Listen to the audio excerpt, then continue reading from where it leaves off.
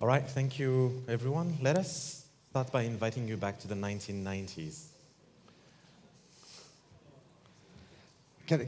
Thank you very much, Djallal. Yeah, this is actually me with my wife and our first daughter. And this is when I started my career as a sales rep. I was really happy in that picture because it was the celebration after the first week training with a very engaged company. The time, the environment was a special one, right? Because we had the opportunity to promote very generalized products. The lead time to have a new product on the market was almost 25 years. It's like the lead time for me and my wife to have a new kid every 10 years. And then the number of products at that time with orphan drug designation were less than 10 in international. I still remember the request from my company to do richer frequency and to establish a great relationship with the customers. This was how we engaged with the physicians at the time. Now let's back in Dubrovnik, fantastic place where we stay. The situation is completely different. We have the opportunity to have more products because the lead time is less than 10 years to launch a new product. And with the vaccine for COVID-19, we understood that the science is going really fast. Less than 1 year, we've been very lucky, and more to come. I don't want to spend time on what has been the critical success factors, but one we are investigating, the ability to exchange information from scientists. This has been really one of the critical factors, machine learning, artificial intelligence, everything. But the willingness to share information has been critical. Number of orphan drug products in this moment is more than 100 in international. By the way, in the US are 500 in this moment. We have a gap that we needed to close a little bit. What was rare, what was invisible 30 years ago, rare diseases now is visible. We have everybody of us working with the patients as a first objective. And what is really important in our daily job in Alexion is we are measuring the lead time to diagnose the new patients. From when we started our journey until now, we reduced by half. It means our patients with rare diseases are discovered in less than 5 years, and we are not satisfied. One of the critical success factors for us is to compare and to question ourselves why science is going fast and the customer engagement is moving, because now is not only face-to-face interactions or direct relationship, because we are experimenting, everybody of us in our companies, some advanced promotional mix, right? But most probably is not enough.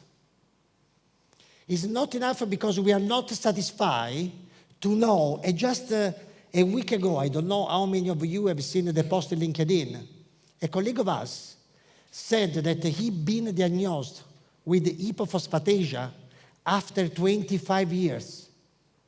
This is not acceptable, right? At all. It means we need to do something. What? We are commercial, and we are proud in our daily job to know, to demonstrate that we are not only working for commercial, but we are working cross-functionally. Why? Because actually, we want to achieve the curve at the maximum that we can.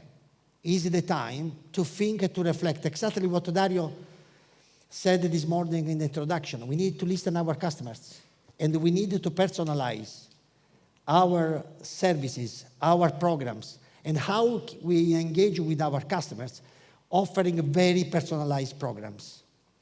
This is a big challenge. I will tell you why and what is the ambition that we have in terms of objective. But with that, my name is Antonio Rito. I'm the head of commercial transformation for Alexion, rare disease business unit for AstraZeneca.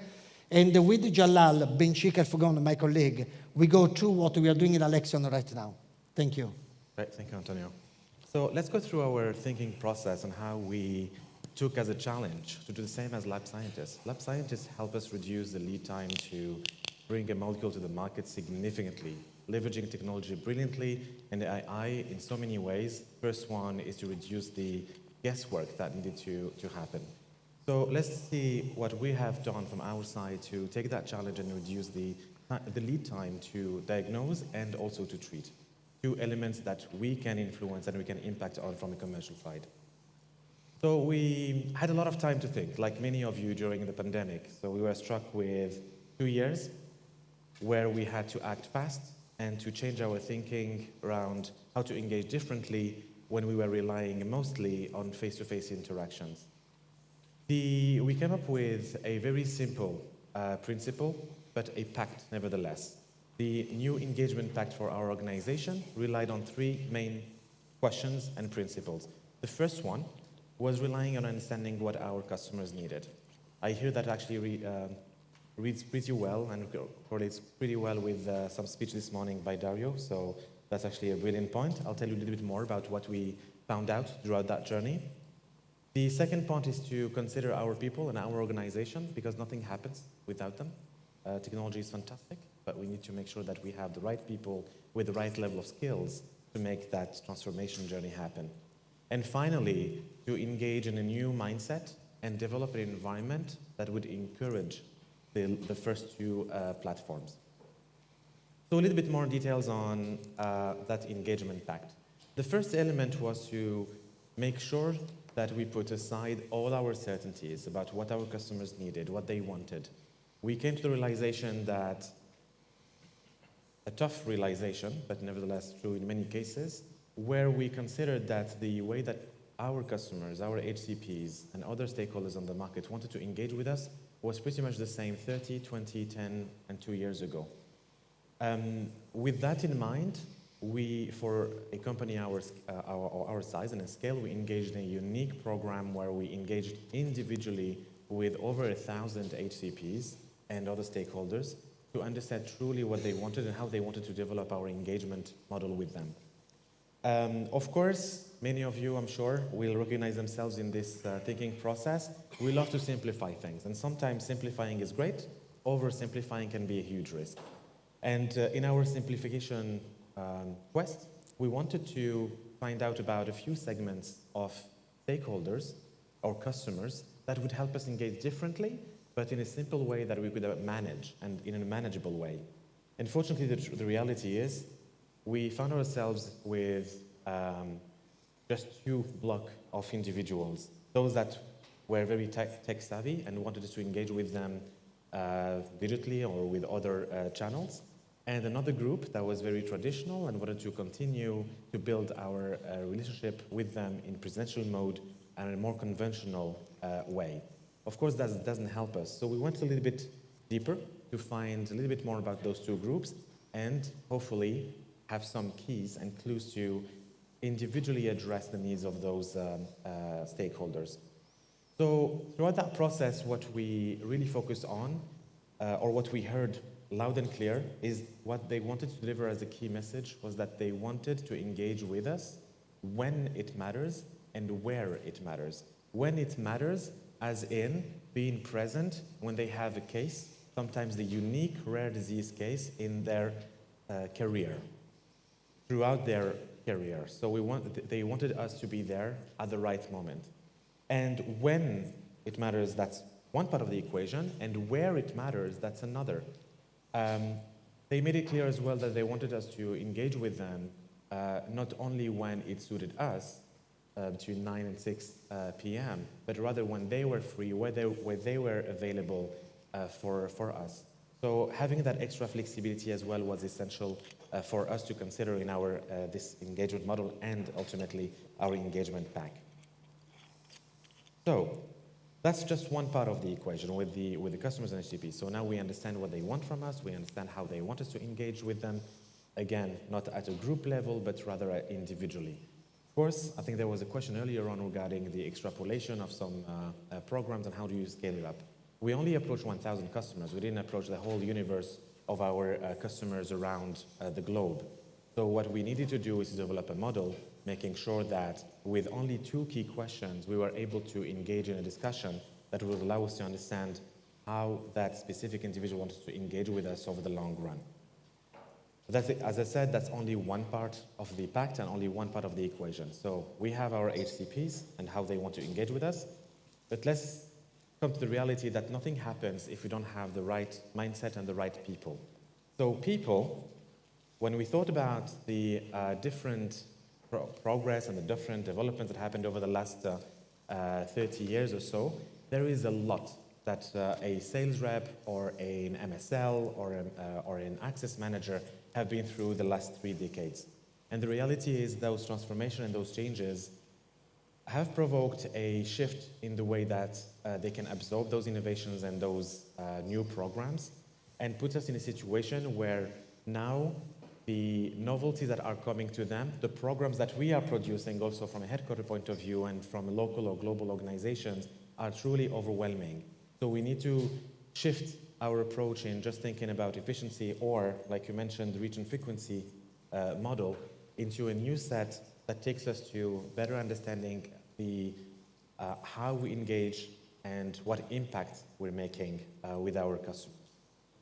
But one thing was important for us, or 2 challenges came across. The first one was that it would be difficult, again, to have that transformation journey. We talk a lot about change management, we talk about creating the right environment and mindset, but the reality is that every 6 months when we come a new project, we have to go yet through another cycle. And that can be sometimes conflicting or even overwhelming and confusing for our people on the ground. So that's the first questioning. And the second questioning was, are we going to be able to do it under those conditions? For us, it was evident that we would be able to do it, that we had the right people and the right mindset in the organization. And the answer is clear and evident because we know that we can do it because we know we have done it before. In the 1990s, if we go back again to that beautiful picture with Antonio celebrating his first week at work, there was probably not much more than a Rolodex for you to go through and understand who would be your next customer to visit. 30 years ago, we've been through a journey that took us through so many changes, through so many transformative technologies. And here I'm just talking about the tools and the platforms that sales reps and customer-facing roles have at their disposal, not even referring to all the technology that goes in support of, and to create the supporting system for them. Now, of course, our people make it happen. They are the driving force, but they are also different. We spend a lot of time talking about how our physicians or other stakeholders within our ecosystem are different. The reality is our people are different as well, and there would be different profiles that are more ready than others to embrace changes and to embrace technology. The good news is the more tech-savvy of them would probably be a good fit to address the profile of customers that are more tech-savvy themselves, while others that are more comfortable building relationships, building a trust relationship with their customers would be more fit to the others. So it was also a massive matchmaking process that we had internally to understand who we could actually match with whom, from our side, our field employees, together with the HCPs and different profiles we have. All right, so we covered 2 elements in this engagement pact, and we were really advanced in this thinking process. But of course, we were missing probably the magic or ingredient within that recipe. And that one is more about embracing fully the values of the organization into the way that we engage. So how do we go beyond just going and visiting a customer and entering into a partnership instead? So what goes behind that? Multiple programs. We don't have time to go through every single program today, but I would love to take you through one in particular that has been extremely successful and that we can take you through a little bit more details.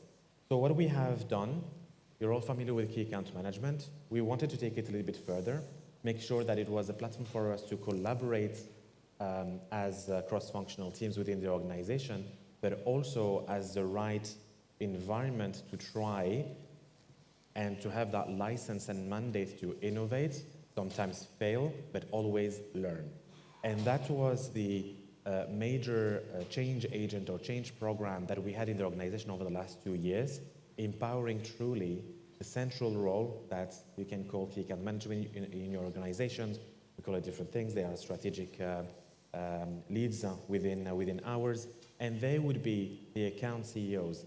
Who better than those roles to bring everyone together around the table and discuss a long-term plan instead of just thinking about the next call or the next discussion that they would have. And this program had actually tremendous results that I would like to take you through in a bit, but maybe just before that, just to understand truly what was this about, is we gave them support from an insight perspective, from a commercial perspective in evaluating the situation of those accounts, sharing those information with the accounts themselves, very often opening the door to access their own data within the accounts. And that is fantastic because once you do that, you already establish a connection that will go beyond just your 2 or 3 calls a quarter or sometimes a year. The planning process was also a common process where we co-created or we co-planned for activities throughout the year. And the implementation phase, of course, that was driven from our organization mostly, but it was always with the okay from our customers to do it and to engage on the next steps, and always providing transparency on what would be the next move and why we were actually going or being at that stage of the implementation. And finally, as I said, making sure that the collaboration was true, not only internally within our organization, but also with our key customers. And those are actually your EPIC or EPIC, and has been a program that created truly epic results. And those epic results for us meant 3 items. First one, we have created 2.5 more strategic account plans than we had been able to do before, meaning we have multi-year engagement plans with our customers. This becomes extremely crucial and a key asset in an environment where it becomes more and more difficult to have direct access to your customer. So we have secured that with our key accounts. Second aspect, and a big win, we have been able to increase our productivity, comparable productivity, by 18 points when we compare it to pre-pandemic. Again, when you consider that it is becoming more difficult to have access to our customers, this is pretty remarkable. And last but not least, this is the moment that we are most proud of and the achievement that we are most proud of. Even 10 years for some of our products being on the market, we are still able to expand the number of new prescribers and ultimately more patients on therapy. And that's what helps us secure that we are with our customers at the right time and with the right content, when it matters, where it matters. And that's clearly helping us to come back to Antonio's main objective, which is reducing the lead time for diagnosis and treatment. So with that, Antonio, I invite you to bring us back to Dubrovnik and give us the key. Yeah, and finally, what we wanted to achieve all together, and is really a company mission this time, because consistent with what Djallal shared to us is really a cross-functional effort. Means we are trying to build clearly very disruptive capabilities for commercial. It means when we say commercial, we include sales and marketing, but also for medical and also for market access. It means we are working together with one objective. The objective is to reduce the lead time by 0.5% again, but this time not in 10 years, in the next 2.5 years. That is a very big challenge, because still today, if we go and we evaluate the patient funnels for our diseases, still 30% of patients for one of the main indicator, and this is our main indicator, the 30% of these patients has been not yet diagnosed. It means that 30% of the patients that are not yet considered to enter and to be eligible for a treatment. This is not acceptable. Means obviously in rare disease, what we are trying to do is to really help our people to go outside the comfort zone. Rare disease, normally, the killing point in rare disease is repeat constantly what you learned many, many years ago. There is not really big willingness from our people on the field to change and to acquire new capabilities. And this is what we are trying to do. What we are trying to do is really to put the people in the center of everything we do. We can give you an example. 2.5 times the account plans that we are generating is only because we build the account plan with the people on the field. Means we've been lucky to work with Viva, obviously, but Viva has been great and flexible to adapt our models. And our model for key account management is accessible for all the people on the field. Means for us, the result is not our achievement, but is our people achievement on the field.